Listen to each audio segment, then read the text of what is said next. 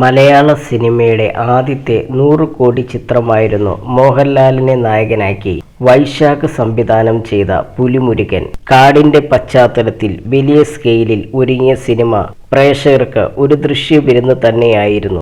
ഒരു നാടിനെ ഭയപ്പെടുത്തുന്ന വരയൻ പുലികളും അവയെ വേട്ടയാടുന്ന നായകനും പ്രേക്ഷകർക്ക് പുതുമയായിരുന്നു. കേരളത്തിൽ നിന്ന് മാത്രം 75 കോടിയാണ് ചിത്രം നേടിയത്. ഗോപി സുന്ദറായിരുന്നു ചിത്രത്തിന് സംഗീതമൊരുക്കിയത്.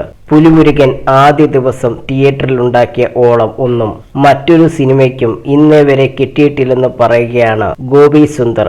S27 മീഡിയയ്ക്ക് നൽകിയ അഭിമുഖത്തിൽ സംസാരിക്കുകയായിരുന്നു അദ്ദേഹം. സിനിമ തിയേറ്ററിലിരിക്കുന്ന ഒരു കുട്ടിയെ പോലെയാണ് ഞാൻ പുലിമുരുകൻ കാണുന്നത്. പുലിമുരുകനിൽ ലാലേട്ടൻ വന്നാൽ എന്താണ് ഞാൻ കേൾക്കാൻ ആഗ്രഹിക്കുന്നത്, അതുപോലെയാണ് ഞാൻ ആ സിനിമയ്ക്ക് വേണ്ടി ചെയ്തത്. ചെറുപ്പം മുതലേ ഞാൻ ലാലേട്ടന്റെ മമ്മൂക്കായുടെയും ഫാനാണ്. എൻ്റെ അച്ഛന് സിനിമ തിയേറ്ററായിരുന്നു. കുഞ്ഞിലേ തൊട്ട് സിനിമയായിരുന്നു എനിക്കെല്ലാം. അതെന്റെ രക്തത്തിൽ ഊറിക്കിടക്കുന്നതാണ്. ഇങ്ങനെ ലാലേട്ടൻ വന്നാൽ കുട്ടിയായി ഞാൻ എന്തായിരിക്കും പ്രതീക്ഷിക്കുക, അതാണ് ചെയ്തത്. ലാലേട്ടൻ വന്നാൽ തിയേറ്ററിൽ ആഘോഷമായിരിക്കും. ആഘോഷത്തിനു വേണ്ടി ചെണ്ട വേണം. ചെണ്ടയും ലാലേട്ടനും അത് മതി. പുലിമുരുകന്റെ ആദ്യത്തെ ദിവസം തിയേറ്ററിൽ കിട്ടിയ ഓളമൊന്നും ഇന്നും ഒരു സിനിമയ്ക്കും കിട്ടിയിട്ടില്ല.